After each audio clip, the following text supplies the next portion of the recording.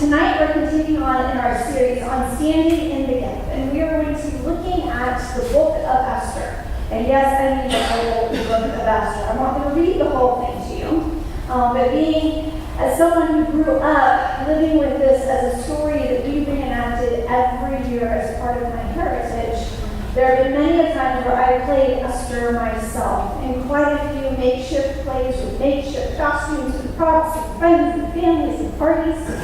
And I decided not to go through all of that and reenact it more than it would be a crazy mess. But I do want us to look at the entire story because there's so much there. And when we talk about standing in the gap, it's really hard to see how people stand in the gap if you don't know how the pieces fit together. So with that in mind, and I will try not to blow into that again. With that in mind, I'm going to invite you to get comfortable because it's going to be a little longer sermon. And to buckle up your seats because we're going to move fast through the story so we can get through it. But before we embark on that journey, let's pray together. Ancient and eternal God, pour out your Holy Spirit on us, so that as the Scripture is read and your word is proclaimed, that we may hear with joy what you have to say to us today. Amen. All right, so buckle up. Here we go. In the year of 486 BC, King Ahasuerus, which is the Hebrew name for King Xerxes, which is the name I grew up with, so that's the name I'm using for tonight because that's what I know. But King Xerxes comes into power in the Empire of Persia, which is also known as Babylon. And at that time, the Jews were there in exile. And there was a young girl named Hadassah, who later becomes known as Esther when she goes before the king, who becomes an orphan. We don't know why. What we do know is that her older cousin, Mordecai, adopted her as his own child and raised her. So then, 3 years into King Xerxes' reign, he decides that he wants to impress his political and military leaders, and he holds a 180-day festival where he invites them all to come and to see his wealth and his power and to just lavish luxuries upon them. Then at the end of that 180 days, he decides to hold a 7-day non-stop party. All food you can eat, all alcohol you can drink, whatever your pleasure is, indulge for 7 full days. The men partied with King Xerxes, the women partied with Queen Vashti. We get to the end of the 7 days, and King Xerxes is very full of himself and quite drunk. And he decides to impress the men by inviting Queen Vashti, by commanding Queen Vashti, to come and present her beauty for all of them to behold. So essentially he commands her to come in only her crown. Come and show yourself and parade around. Some theologians believe that it could have possibly been that he was asking her to just come without her veil, but in either case, he was asking her to degrade herself, to dishonor herself, and come basically just present herself for their viewing pleasure. She refuses.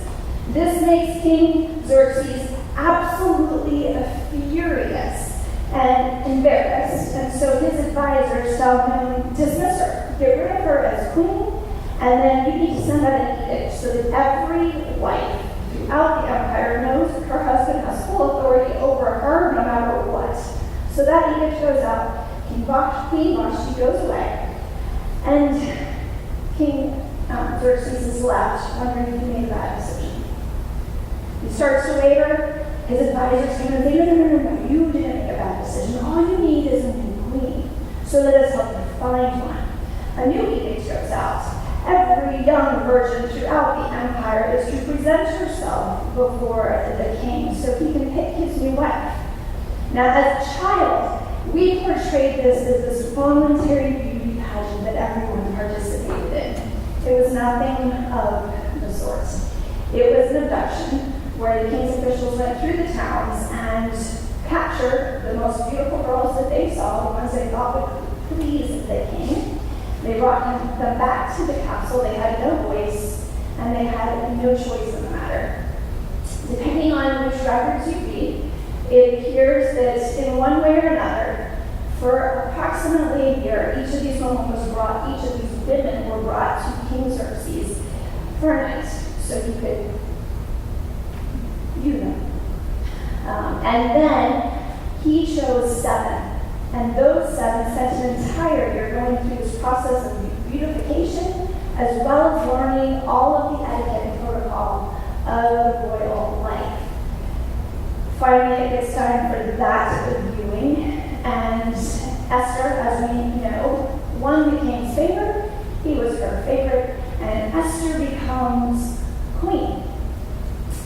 Now, the story goes that at that point, shortly thereafter, it was probably because of her new status as queen, that Mordecai finds himself in a new position. He is working at the gates of the king's castle. And what that was essentially the place where all of the legal proceedings were being discussed and all of the new laws were processed. So Mordecai is there working in his new job, and he overhears this assassination plan that's being brewed up about King Xerxes. He intercedes and subverts their plan, and King Xerxes is saved. He has no idea, but it goes as a matter of record in the analogs, and all of life moves on. There's another character. When you're doing this as a play, everyone yells out boo every time you hear Haman's name. But this character named Haman comes on the scene about this time in the storytelling. And he is someone who is rising up in power, full of pride, full of ego, and finds himself second in power to the king. The king actually gives him this signet ring, which meant whatever he decided to declare as law would be law as though the king had said it himself. This gives Haman a huge head. So he decides that everyone should bow to Haman, just like they would to King Xerxes. So when he goes out and about in the city of Susa, where Mordecai was working, Mordecai doesn't bow, which is interesting, because up until this point, Mordecai had told Esther, don't reveal your identity, and he had not revealed his. So there was nothing about Mordecai's life whatsoever that marked him as a faithful Jewish follower of God. But all of a sudden, Haman comes on the scene, and it triggers something within him, and he starts to remember who he really is. He is a descendant of Abraham, Isaac, and Jacob. And as a Jew, you vow to no one worship except for Yahweh. And so he stood his ground. Well, this enraged Haman and his big head and all of his ego. So he decided that he would go to the king and get rid of all of the Jews. Because if they weren't going to bow to him, they certainly wouldn't bow to the king. And therefore they were going to usurp all of their authority, and there would be chaos. On top of this, just to make sure that King Xerxes would really go through with allowing him to do this, he said, I will add to your treasury 10,000 pieces of silver. And that amount was huge. It would have been equivalent to 2/3 the entire empire's annual gross income. So it was no small thing. King Xerxes, welcome back. We're glad you're here. King Xerxes says, okay, Haman, do what you will. That's fine. I don't even really know who these people are. I'd love to have your 10,000 talents of silver, so go ahead. So Haman sends out this edict, and across the empire he sets a date almost about a year out in which all of the Jews are to be exterminated. Mordecai hears of this and sees the edict, and he dresses in sackcloth along with many of the other Jews throughout the empire, and he is mourning and praying at his place of work rather than working. And this is where our text picks up. So we are going to read a short part of the text. If you'd like to read along, you're welcome to. It's from the 4th chapter, beginning in the 5th verse. Esther then sent Hathach, one of the royal eunuchs, whose job it was to wait on her. She ordered him to go to Mordecai and find out what was going on and why he was acting this way. Hathach went to Mordecai to the city square in front of the king's gate. Mordecai told him everything that had happened to him. He spelled out the exact amount of silver that Haman had promised to pay into the royal treasury. It was in exchange for the destruction of the Jews. He also gave Hathach a copy of the law made public in Susa concerning the Jews' destruction, so that Hathach could show it to Esther and report it to her. Through him, Mordecai ordered her to go to the king to seek his kindness and help for her people. Hathach came back and told Esther what Mordecai had said. In reply, ordered Hathach to tell Mordecai, all the king's officials and the people in the provinces know that there is a single law in a case like this. Any man or woman who comes to the king in the inner courtyard without being called is put to death. Only the person to whom the king holds out the gold scepter may live. In my case, I haven't even been called to come to the king for the past 30 days. In other words, the king's mad at me, I don't know why, and now you want me to go before him, which is a death sentence. When they told Mordecai Esther's words, he had them respond to Esther. Don't think for 1 minute that, unlike the other Jews, you'll come out of this alive simply because you are in the palace. In fact, if you don't speak up at this very moment at this important time, relief and rescue will appear for the Jews from another place, but you and your family will die. But who knows? Maybe it was for a moment like this that you came to be part of the royal family. Other translations read, who knows, maybe you would become queen for such a time as this. Esther sent back this word to Mordecai. Go, gather all the Jews who are in Susa and tell them to give up eating, to help me be brave. They are to eat or drink anything for 3 whole days, and I myself will do the same along with my female servants. Then, even though it's against the law, I will go to the king, and if I am to die, then I will die. So Mordecai left where he was and did exactly what Esther ordered him to do.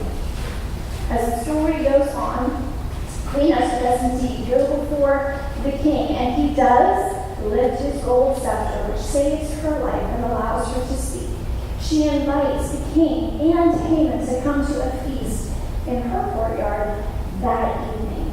Haman is beyond excited. This was an honor above all other honors, and he had no idea that Mordecai and Esther were actually related.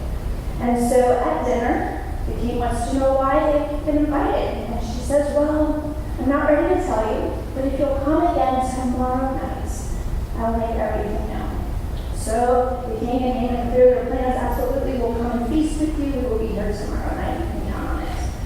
So Haman goes home. He's walking home through the courtyard, and everyone else is rising as he walks by in honor. And Mordecai, who refused before to bow, now refuses to rise. And this just sets Haman into a whole new level of malice. He gets home and his wife says, you know what you need to do? He needs to die. He needs to die as an example, and you need to make sure everyone sees it. So build a 75-foot gallows and execute him. So this is what Haman is plotting and getting going. Meanwhile, the king can't sleep. And so what does he do? He asks for the historical records to be brought to him and read to him. That's like a big drill, isn't it? Reading the records. So while the records are being read, he discovers that this person, Mordecai, had saved his life, had subverted the plans of the assassin, and so he gets this idea, you know what, I didn't know this happened, but we should honor this person. So in the middle of the night, he calls for Haman. Haman comes rushing over, and King Xerxes says, I have someone I want to honor. What would you do if you wanted to honor someone? Well, Haman thinks it's him. So he comes up with this grand plan. He says, you know what you need to do? You need to take your royal robe and put it on that person. And you need to let that person ride on your horse. And then they need to be paraded around Susa. And someone should go before them shouting out, this is what the king does for someone he wants to honor. Well, Xerxes loves the idea. He thinks it's fabulous. He says, I love it. You'll make it happen. For Mordecai. And Haman is just dumbfounded. For Mordecai. And he goes, oh, and better yet, you be the one. You go around shouting out, this is what the king does to someone he wants to honor him. So Haman is just at his wits' end. It couldn't have been any worse. This guy gallows was being built all day long for this person who's on the horse. But he sucks it up because essentially he's thinking, it's all right. I'm having dinner with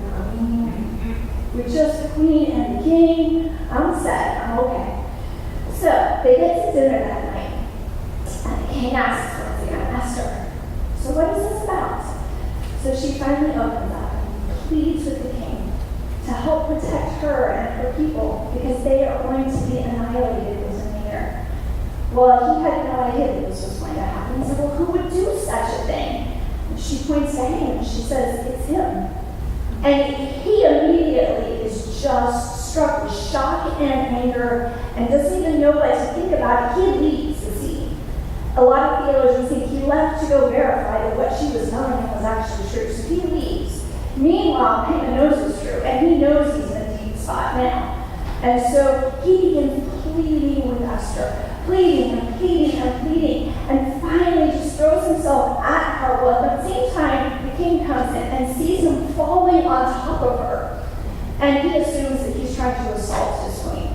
Well, that's it for the king. It was bad enough for him to kill her and her people, but now you're assaulting her in my presence? He immediately called for the execution of Haman, who was hung on the gallows that he created for Mordecai. So, that is proof right there of what Galatians 6:7 says. Do not be deceived. God will not be mocked, for you will reap what you sow. So immediately following this event, this execution, Mordecai is given power to write whatever law he believes will help. The laws can't be undone, so the law cannot be unwritten that said that there would be an annihilation of the Jews. So Xerxes trusts Mordecai to write a law that would help the Jews protect themselves, which is what he does, and it works. And then Mordecai rises up to replace Haman as the king's second person in charge with all the powers that Haman had, but not the evil intentions. And thus is the book of Esther. So, yeah, that was a whole report, wasn't it? So throughout this story, we see multiple examples of what it means to stand in the gap. First, we see Mordecai, who stood in the gap for Esther by adopting her when she was just a young girl. And this not only provided food and shelter for her, but it kept her from being brought into someone's home as a slave, which would have been the most likely alternative for her. We often dismiss Queen Vashti. We don't see her as someone who stood in the gap, but she did. She is a character who's overlooked because she was standing up for women's rights, but that's exactly what she did. She risked everything that she was and who she has to say this is not right, and you can't do this. And she became a pilgrim for women's equality and for all those who have been assaulted or abused or harassed sexually by those who are in power. We don't hear the rest of her story in this particular book, but the history records record that even though she was dismissed, she was still well cared for. And it was actually her son who took over the reign of King Xerxes when he was assassinated 15 years later and was successful. So she was still in the kingdom, and she was still living a life that was well above the standards of most. But that was her plot in life. But we move forward in the story and we see that Mordecai stood in the gap for King Xerxes.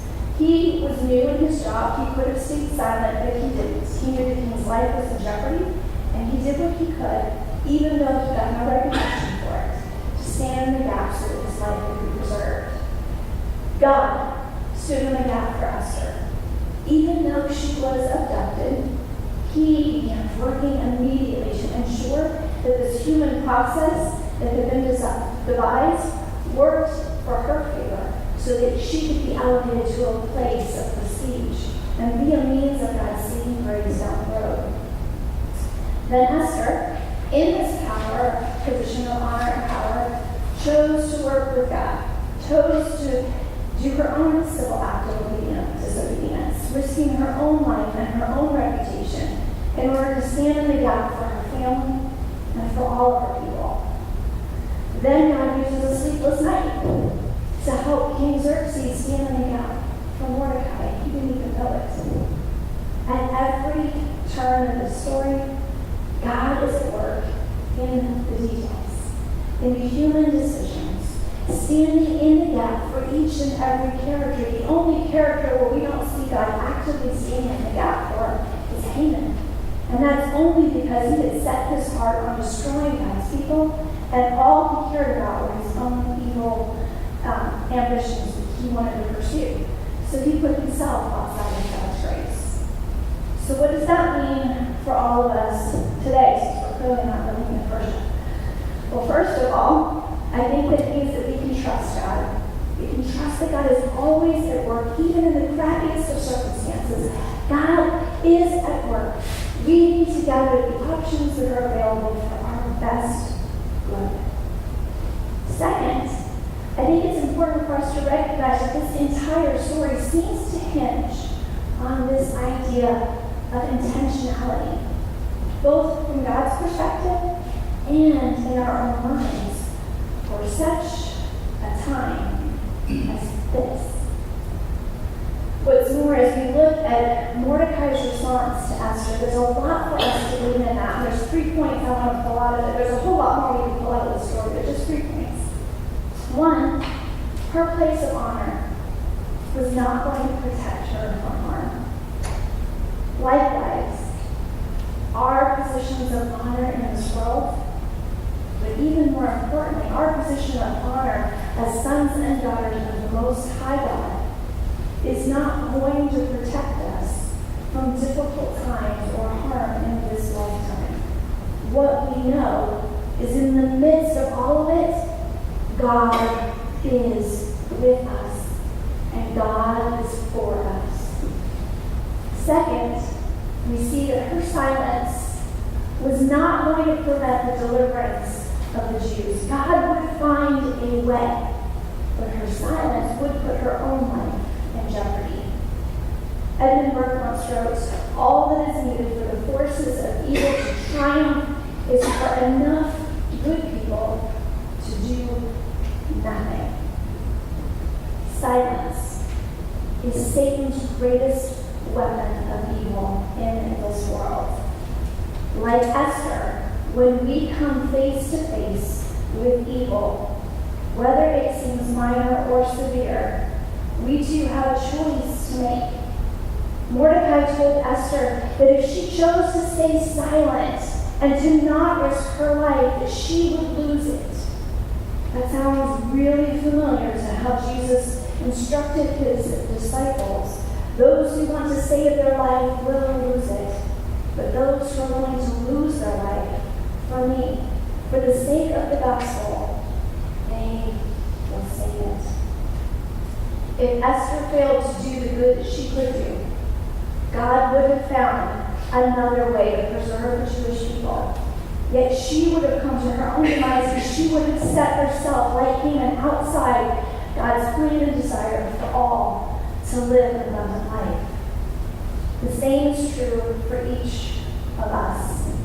God is calling us to stand in the gap wherever we see injustice, whether we have a lot of power or a little, even if it means risking our reputation or our livelihood or even our lives. We are called to stand in the gap because God is with us. When I think of courageous contemporary examples of this, I can't help but think of people who did use civil disobedience to make their point, at least in some cases. I think of Rosa Parks. I think of Martin Luther King. And then I often think of Gandhi. I think of Bonhoeffer, and I think of Schindler, and I think of Malala. These are just a few examples, but each of these individuals has something in common. They risked everything to right the wrongs that were around them in their day, whether it was social, racial, religious, or gender injustice. If it was in their purview, they were willing to risk it all to make it right, to do something to make it right, or at least bring awareness. There's a lot of good things happening here in Gainesville that might not require civil disobedience, like our faith mission. They are doing justice work each and every day, like our Electoral Coalition Against Human Trafficking, and we can keep naming other things.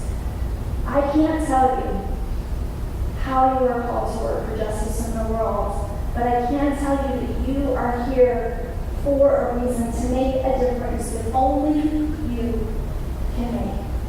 Which brings us to the final point that I see in Mordecai's response to Esther.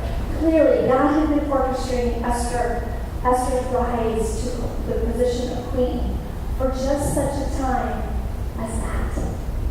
God doesn't override our human systems or our free will, but he does work within our stories and within those details so that redemption can happen for us and all those around us if we're willing to cooperate with God's plan. Last week, I spent 5 days preaching with 4th and 5th graders on how God made them to be unique bearers of God's image in the world. And I invited them to look in this mirror, and as they did, to know that what they saw, God intentionally created. Whether they saw it as flaws or not, God valued it above all other creation. And that no one is just like them.